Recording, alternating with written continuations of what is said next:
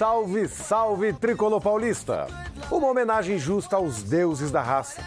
Neste sábado, antes do jogo contra a Portuguesa no Morumbi, o São Paulo e a Reebok lançam as camisas que homenageiam os grandes ídolos uruguaios que já vestiram a camisa tricolor.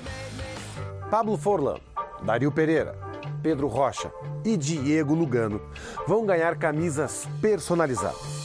Assim, o torcedor vai poder lembrar destes craques vindos do Uruguai que ajudaram o São Paulo a ganhar títulos. E nessa sexta-feira, o clube foi homenageado pela Assembleia Legislativa de São Paulo pela conquista do Campeonato Mundial de Clubes de 1992.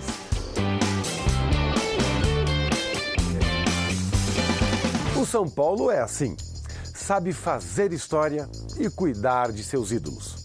Ainda mais numa semana em que 4 atletas do time atual foram convocados para a seleção brasileira que vai enfrentar a Argentina no Superclássico. Jadson, São Paulo. Lucas, São Paulo. Luiz Fabiano, São Paulo. Rodolfo, São Paulo. Lucas não está mais sozinho na seleção. Na terça-feira, quando se apresentou no centro de treinamento da Barra Funda, ele deu alô para os novos companheiros da Amarelinha. No campo, treinando no último coletivo, estavam o zagueiro Rodolfo e o meia Jadson. Muito contente por mais uma convocação, contente também pelos meus companheiros aqui. Espero que a gente possa fazer uma boa parceria lá também.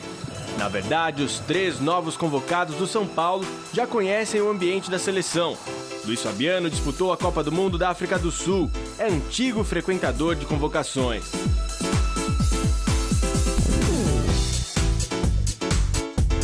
Já Rodolfo, que tinha sido convocado 2 vezes antes, ainda espera pela primeira oportunidade de jogar com a camisa do Brasil. Só de eu ser lembrado na seleção, a felicidade é imensa. Agora, quem sabe se entrar um pouquinho ali, acho que o sonho vai ser realizado. Mas se não for também, vou dar meu melhor nos treinamentos lá, tentar ajudar a seleção que importa. Jadson espera por um chamado de Mano Menezes desde a última Copa América, quando chegou a ser titular e fazer gols pelo Brasil. Ele pensou até que poderia nunca mais ser lembrado. Voltei para o Brasil para mostrar um pouco mais o meu futebol, porque na Ucrânia é um pouco complicado.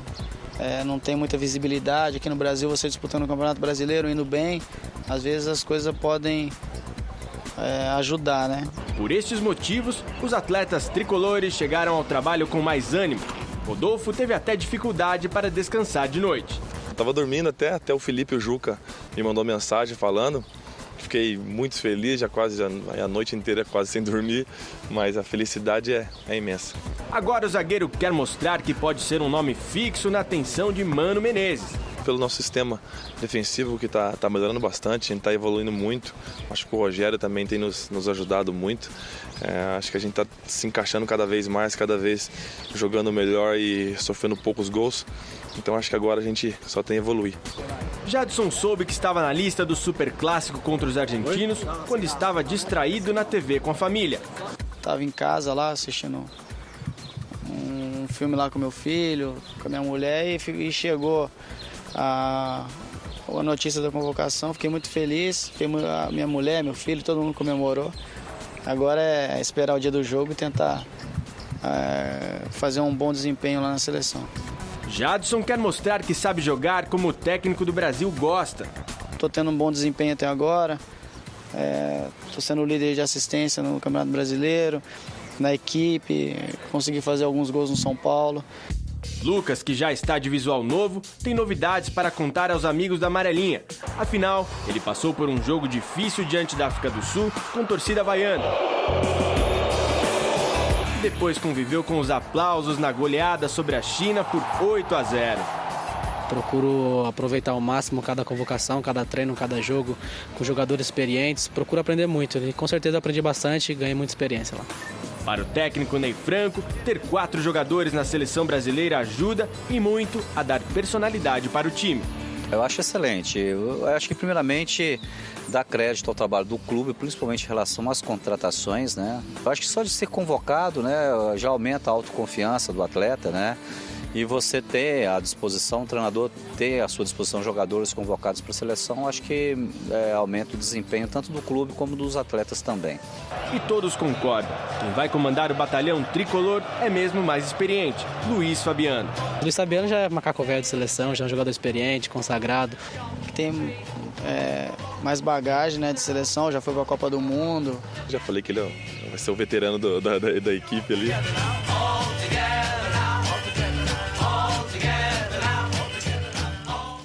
Nessa semana, o tricolor teve seus altos e baixos. No domingo, um jogo de xadrez difícil contra o Santos terminou empatado. O juiz Marcelo Aparecido de Souza apitou o final do clássico na Vila Belmiro. São Paulo e Santos empataram em 0-0 e o capitão Rogério Ceni saiu insatisfeito. Um jogo bastante dominado pela gente durante boa parte do jogo. No final, eu acho que eles reagiram também, contra-atacaram bem, mas eu acho que é um empate que fica ruim pra gente pelo que foi a partida. Pelo que se desenhou do jogo, eu achei que dava pra gente ter vencido. Na entrevista coletiva depois da partida, o técnico Ney Franco também achou o placar frustrante. Eu acho que a gente perdeu uma grande oportunidade aqui hoje de uma vitória em cima do Santos, que jogar aqui sempre é muito difícil, e a gente não soube levar vantagem em cima, né, na minha opinião, né, dessa ligeira superioridade em relação ao adversário. Para entender esta sensação de que o empate virou quase uma derrota, vamos voltar no tempo.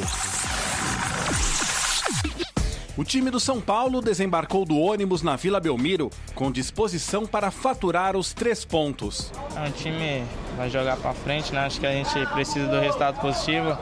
O jovem Ademilson sonhava em entrar no primeiro clássico no campo do Santos. Já conhece aqui a Vila Belmiro como profissional? Já teve a oportunidade? Ainda não, como profissional, minha primeira vez. Como é que tá se sentindo para um clássico como esse? Tô meio... Tá aceso? Tô meio aceso e espero entrar aí e poder jogar aqui. Quando a lista dos atletas foi colocada na porta do vestiário, ainda não dava para saber o que Ney Franco havia armado. Mas na entrada em campo, o torcedor percebeu. O São Paulo iria começar o jogo no esquema 3-5-2, com Casemiro no time. Pouco antes do pontapé inicial, Rogério Ceni foi cumprimentar um velho amigo e saiu falando em tom de nostalgia. Muitos anos de jogo é sinal de já tá no fim. No primeiro tempo, os dois times marcaram muito, erraram muitos passes e criaram poucas oportunidades de gol. Nós estamos jogando num campo menor que a gente está acostumado, um campo muito fácil para contra-ataque e ao mesmo tempo é um campo muito fácil que a defesa do adversário sempre recompõe muito rápido. Então, aliado, né, à marcação forte do Santos e as dimensões do campo, em alguns momentos a gente errou esse último passo e avalio que foi, né, no período que eu estou aqui, foi um jogo que a gente mais errou passe. O São Paulo ainda chegou mais perto. Em 2 ocasiões, o atacante Luiz Fabiano teve a chance para abrir o placar. Nesta jogada, no lançamento de Jadson, ele quase repetiu o gol que marcou contra o Corinthians. Compare. Este aconteceu no clássico do Pacaembu. E este na Vila Belmiro.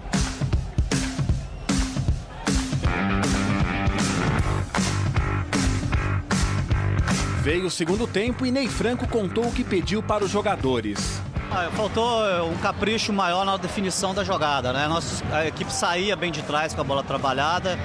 E na hora que chegar no ataque, definir, colocar um atacante na cara do gol, a gente errou muito passe. Então é um capricho para a última bola, para a gente colocar o atacante em condição de fazer gol. E logo aos 3 minutos, Casemiro avançou e deixou Luiz Fabiano em condições de chutar. Rafael defendeu. Aos 14, o goleiro do Santos impediu o gol de cabeça do Fabuloso. O São Paulo melhorou, mas mesmo assim passou sustos, como neste lance em que Tolói salvou o tricolor. Ney Franco fez mudanças para dar mais força lá na frente. Colocou Ademilson em lugar do zagueiro Rodolfo. A proposta ali primeiro foi a substituição, uma proposta ofensiva, né? Um zagueiro pediu para sair e eu coloquei um atacante, então mostra que a gente fez uma substituição em busca do resultado, da vitória.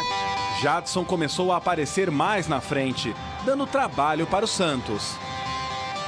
Aos 23 minutos, o 10 do São Paulo quase abriu o marcador e arrancou elogios do comentarista Neto da TV Bandeirantes. O Jadson fez a grande jogada, entrou mais, né? Tá jogando mais à frente, menteu tirando do Rafael. O Jadson até agora é o dono da bola no segundo tempo. Aos 38 minutos, Denilson recebeu o segundo cartão amarelo e foi expulso. Ney Franco decidiu então tirar Jadson e reforçar o meio-campo com o Wellington. Nos minutos finais, o Santos pressionou e aí foi a vez de Rogério Ceni mostrar segurança. Final de jogo, 0-0. Com este resultado, o São Paulo termina a 23ª rodada a apenas 3 pontos do G4. Por isso, Ney Franco garantiu, a luta continua e em 2 frentes. Nós temos 2 possibilidades de disputar a Libertadores, né? Uma é na Copa Sul-Americana, ser campeão da Sul-Americana, e outra é trabalhar dentro do G4. Então nós não vamos desistir, tem muito jogo a ser jogado ainda, né? Então eu não vejo, a gente não tem que desesperar nesse momento. Nós temos mais um jogo fora agora, diante do Atlético Mineiro, né? Então eu acho que em termos de G4, somar um ponto aqui hoje, né, nos deixa ali numa situação ainda de lutar por essa posição, e é dessa forma que a gente vai trabalhar.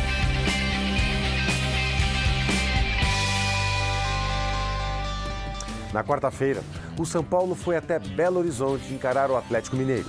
E dessa vez, deixou o estádio Independência certo de que foi prejudicado pelo apito.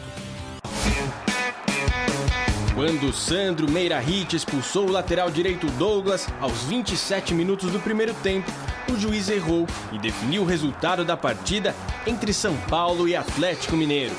O jogo, por si só, já era um jogo difícil, né? 11 contra 11. Você jogar praticamente um jogo todo na casa do adversário, contra um adversário que está no bom momento, né? Com 1 a menos, o desgaste, ele tem um desgaste físico, ele tem um desgaste emocional. Ney Franco montou um esquema baseado em forte defesa e contra-ataque. Com 10 em campo, os zagueiros sofreram uma pressão durante mais de 1 hora. Acho que acabou prejudicando os planos aí do professor Ney, né? Que a gente estava com o time posicionado ali para armar um contra-ataque rápido. E acabou prejudicando um pouco, né? E se o ataque não encontrou um jeito de fazer o gol, o goleiro Rogério Ceni mostrou que anda em grande forma, fazendo várias defesas importantes. Ficou a sensação de que o time foi prejudicado, até porque o árbitro não agiu igual quando o Atlético Mineiro cometeu faltas violentas. Ele tinha que fazer o mesmo com o Atlético, né? Logo depois o Ronaldinho deu um carrinho no Casimiro e não tomou. E com eles, o árbitro estava conversando, e com a gente era cartão direto. Então acabou minando um pouco nossa equipe, atrapalhando um pouco.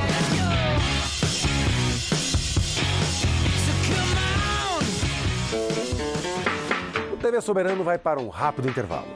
E eu volto com memórias de Leônidas da Silva e um ilustre tricolor. Até já!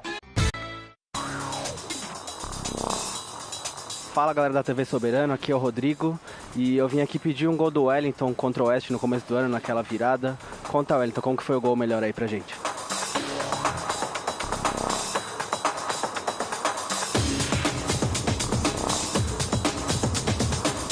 Fala, Rodrigo, a jogada foi assim, saiu uma bola do lateral esquerdo do Oeste e quando eu vi que ele abaixou a cabeça para dar o passe, eu antecipei o volante deles, já tocando pro Luiz Fabiano e já passei, e o Luiz Fabiano, com a visão que tem, já viu eu passando e cortou o zagueiro dando o passe, então tive a felicidade de fazer o gol.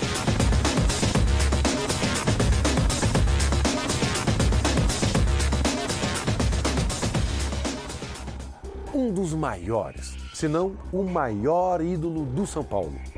Leônidas da Silva nasceu no Rio de Janeiro em 6 de setembro de 1913. Em 42, o diamante negro Leônidas foi contratado pelo São Paulo. Ele chegou como artilheiro da Copa do Mundo de 1938, inventor da bicicleta e campeão no Brasil e no exterior em vários torneios. Durante 8 anos, o casamento entre São Paulo e Leônidas deu certo. Muito certo.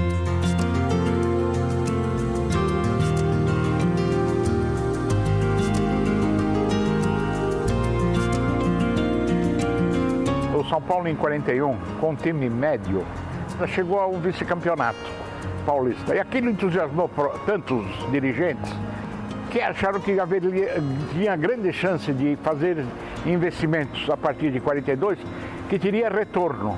E não deu outra, com a contratação do Leônidas por 200 contos. Já a estreia dele, Pacaembu lotado, rendeu 240 mil cruzeiros ou 240 contos. Foi a maior contratação que eu soube da época, né?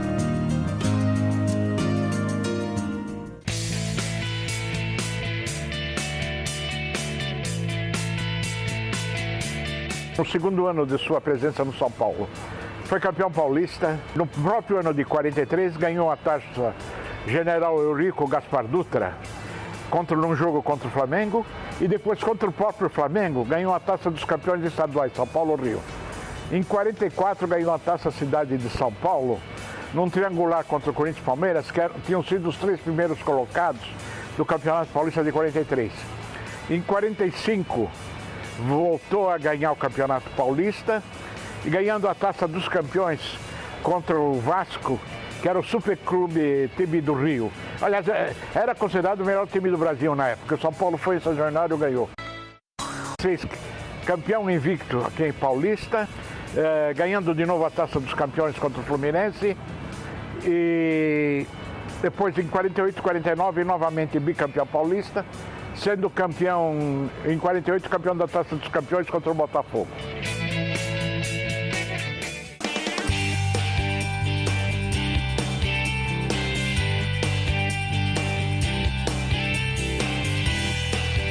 A torcida formada nesses anos do Leônidas, ao lado de valorosos companheiros como Mauro, Bauer, Rui Noronha, Sastre, projetou São Paulo de tal modo, no cenário não só estadual como nacional, que partiu para a construção do Morumbi. Já tinha uma torcida consolidada, grande, e pôde construir, porque vamos supor, se não fossem essas conquistas, provavelmente São Paulo podia ser um grande clube social, mas acho que não teria condições de fazer um estádio se não tivesse a retaguarda da grande torcida formada nos anos 40.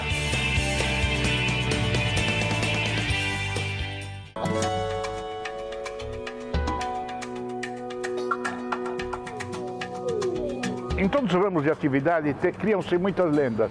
E uma delas dizer que o Leônidas não foi bem de técnico. É uma injustiça que se comete. Por quê? Porque em 50... o nosso técnico bicampeão paulista 48 e 49, o saudoso Vicente Fiola, foi convocado para ser auxiliar do Flávio Costa na seleção brasileira. E o presidente Cícero Pompeu de Toledo e o diretor Paulo Machado de Carvalho convidou o Leônidas para dirigir o time de maneira interina. E ele foi brilhante.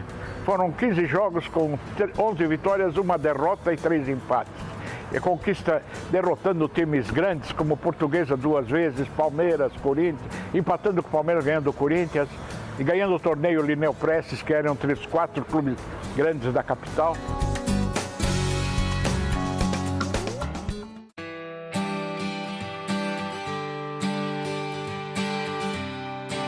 Minha geração se formou devido ao Leônidas e Leônidas e Sastres, que foram considerados os 2 melhores jogadores da época, além de uma intermediária fabulosa, Bauer, Rui Noronha e tantos outros. Eu não quero pecar por omissão, todos que vestiram a camisa, mas o Leônidas e o Sastres foram, acho que, imbatíveis.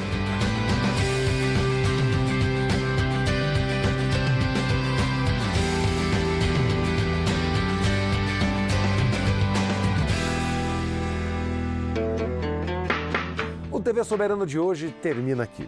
A gente torce para que o São Paulo volte a vencer já neste sábado. Os são paulinos, claro, vão gostar. E um destes fanáticos pelo tricolor é o vocalista Nazi. Nessa semana, ele lançou um livro de memórias. E o amor pelo São Paulo não ficou de fora. Fique agora em boa companhia. Tricolor, é claro. Até lá.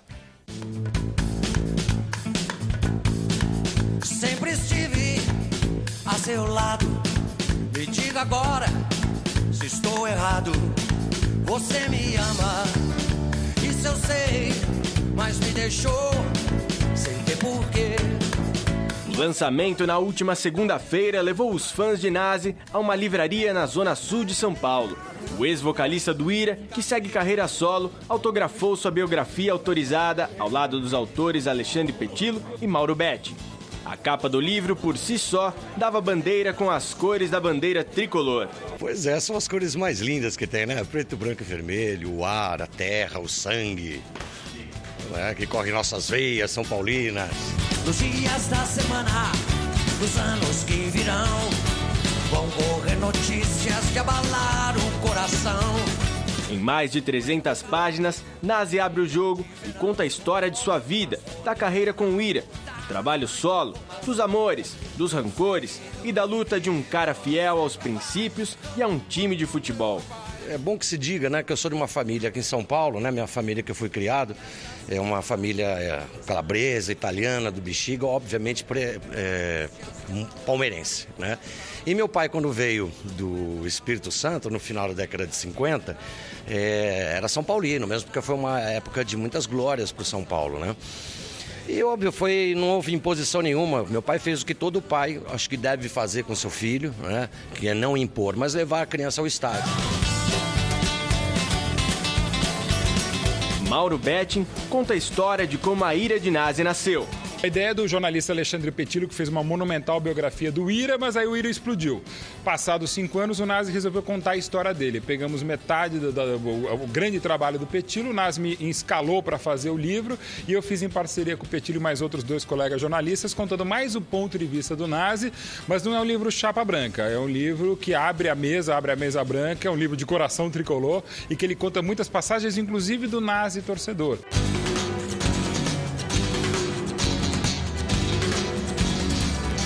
TV Soberano conversou com o cantor antes da sessão de autógrafos e ele falou dos grandes ídolos do São Paulo e das conquistas do time.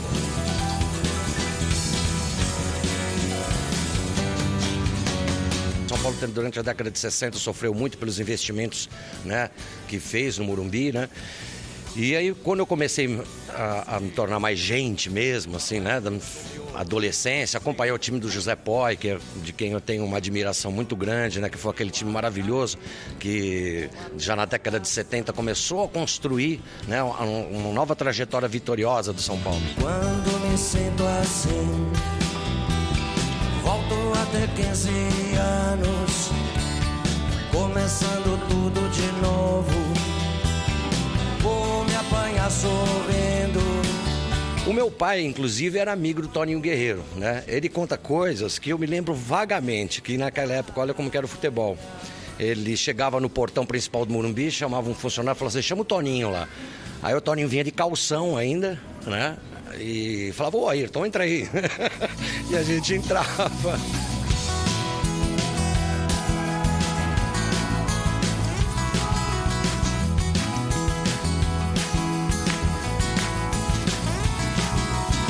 Acho que o Rogério Ceni é o concurso, né? Hoje falar de Rogério Ceni para qualquer um, para uma criança ou para o meu pai, né?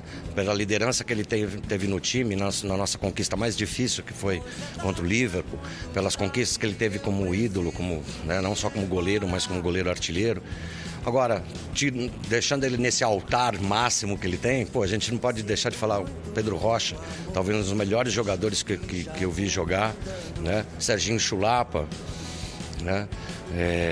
Chicão, eu cheguei a fazer teste no São Paulo em 1978, no terrão que tinha do lado do Morumbi, com o professor Mário Juliato, pro bem do futebol e dos atacantes. Eu não passei no teste de médio volante, porque eu não fiquei nem 5 minutos, né, de 50 garotos, e meu ídolo era o Chicão, pela raça que ele tinha e pela categoria, porque o Chicão, hoje, nesse mar de brucutus que tem, de jogadores fortes, de primeiros volantes, né, naquela época era o médio volante, ele tinha muita categoria, né, marcava muitos gols de cabeça, tinha uma classe para matar a bola no peito, no meio de campo e distribuir ela como ninguém. Para mim, assim, pessoalmente, né, por essa coisa meio de homem mau que ele tinha, apesar de ser uma pessoa incrível, eu tive o prazer de conhecê-lo, infelizmente, no final da vida. Eu diria assim que o Chicão é daqueles... Foi o jogador que me inspirou a tentar ser um jogador de futebol. Graças a Deus eu virei um cantor. Vem ficar comigo, sem mais demora, pra ficar comigo.